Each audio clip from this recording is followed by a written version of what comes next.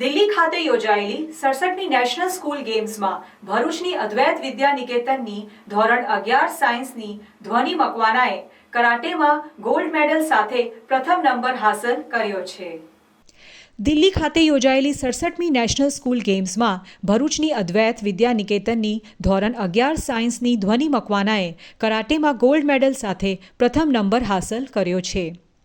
નવી દિલ્હી ખાતે ડિસેમ્બરના અંતમાં સ્કૂલ ફેડરેશન ઓફ ઇન્ડિયા દ્વારા 67મી નેશનલ સ્કૂલ ગેમ્સ 2023-24નું આયોજન કરાયું હતું, જેમાં 67મી નેશનલ સ્કૂલ કરાટે ચેમ્પિયનશિપ ટુર્નામેન્ટમાં અંડર 17માં 60 kg ભરૂચની ધ્વનિ મકવાનાએ પ્રથમ સ્થાન સાથે ગોલ્ડ મેડલ હાંસલ કર્યો છે। આ ટુર્નામેન્ટમાં ગુજરાતમાંથી 50 વિદ્યાર્થીઓએ ભાગ લીધો હતો। કરાટે સ્પર્ધામાં દિલ્હીની ટીમ પ્રથમ સ્થાને જ્યારે ગુજરાતની ટીમ બીજા નંબરે વિજેતા બની છે। ધોરણ 11 સાયન્સની છાત્રાએ નેશનલ લેવલે કરાટેમાં ગોલ્ડ મેળવતા ભરૂચ અદ્વૈત સાયન્સ પરિવાર દ્વારા જિલ્લા અને શાળાનું ગૌરવ વધારવા બદલ અભિનંદન પાઠવ્યા છે। ધ્વનિ મકવાનાનું સ્વપ્ન ભારત વતી ઓલિમ્પિક્સમાં કરાટે સ્પર્ધામાં ભાગ લેવાનું છે। ધ્વનિના પિતા Kalpesh Makwana Gujarat karate federation, Nihon Shotokan karate association, South Asia અને જાપાન કરાટે એસોસિએશન સાથે જોડાયેલા છે। ગુજરાતના 1 લાખ છાત્ર સાથે દીકરીને પણ 9 વર્ષથી તેઓ કરાટેની તાલીમ આપી રહ્યા છે। ધ્વનિ અગાઉ ખેલ મહાકુંભ સાથે સ્ટેટ લેવલની કરાટે ટુર્નામેન્ટમાં ગોલ્ડ મેડલ જીતી ચૂકી છે।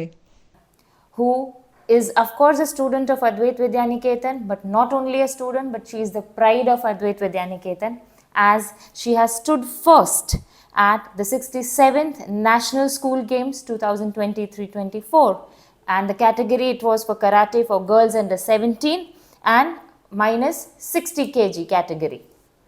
Dhwani, you have made all of us so very proud, and we would like to congratulate you for the same, and we wish that you would continue to bring yourself such achievements and make the school and your parents so very proud. Congratulations, my dear. Keep going. Sky is the limit for you.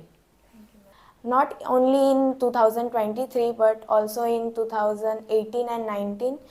2018માં મારો silver medal હતો અને 2019માં મારો gold medal હતો.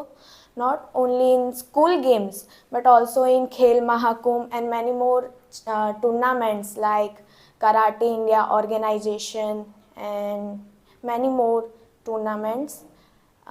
એમાંય મારો gold, silver, bronze પ્રાપ્ત થયો છે. કોઈ વાર નથી થયો. And I will like હું કન્ટિન્યુ કરીશ, હું ભણવા સાથે ફોકસ કરીશ કરાટે પણ, ને વિશ કરીશ કે હું ઓલિમ્પિક સુધી રમી શકું.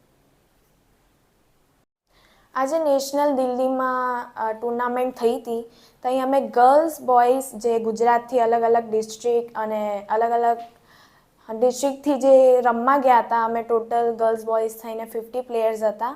ત્યાંથી ઘણા બધાએ ગોલ્ડ છે, સિલ્વર, બ્રોન્ઝ પ્રાપ્ત કર્યો હતો. અને અમે અમારું જે ગુજરાત છે તે આખા ઇન્ડિયામાંથી 2nd પ્લેસ પર છે, અને હું એક જ એક પ્લેયર છું જે ભરૂચમાંથી 1st નંબર પર આવી છું. સાથે સાથે આ જે કક્ષાની રમત છે એટલે કે કરાટે ચેમ્પિયનશિપ છે, નેશનલ લેવલની છે, એની અંદર ખાસ કરીને છોકરીઓનું જે પાર્ટિસિપેન્ટ છે, તો એના થકી ધ્વનિ થકી અમે મેસેજ આપવા ઈચ્છીએ છીએ, ફક્ત અમારી સ્કૂલની વિદ્યાર્થીનીઓ નહીં પણ સમાજની દરેક છોકરીઓ જે છે એ આ રીતના આગળ આવે, પોતાની સેફટી માટે રમતગમતની અંદર પાર્ટિસિપેન્ટ થઈ અને ઉચ્ચ કક્ષાએ પોતાનું નામ જે છે એમાં સિદ્ધિ હાંસિલ કરે અને આવનારા સમયની અંદર આજે ધ્વનિ નેશનલ કક્ષાએ ગોલ્ડ મેડલ લાવી છે, સમગ્ર ભરૂચ જિલ્લાનું નામ રોશન કર્યું છે. કારણ કે આ કોમ્પિટિશનની અંદર ભરૂચ જિલ્લામાંથી ગોલ્ડ મેડલ મેળવનારી તે એકમાત્ર વિદ્યાર્થીની છે. સમગ્ર ગુજરાત નો ડાઉટ એ 2nd નંબર ઉપર રહેલું નેશનલ લેવલની અંદર, પણ અમારા માટે એ ડબલ ગૌરવની વાત છે કે અમારી વિદ્યાર્થીની એની અંદર ગોલ્ડ મેડલ લાવે છે, પ્રથમ ક્રમે આવે છે, અને આવનારા સમયની અંદર જેમ એનું સપનું છે કે ઓલિમ્પિક્સ જેવી કક્ષાની રમતની અંદર એ પાર્ટિસિપેટ કરે અને જીવનમાં ખૂબ ખૂબ આગળ વધે, એવી ફરી પાછી શાળા પરિવાર વતી હું એને શુભેચ્છા પાઠવું છું. જય ભારત. Thank you.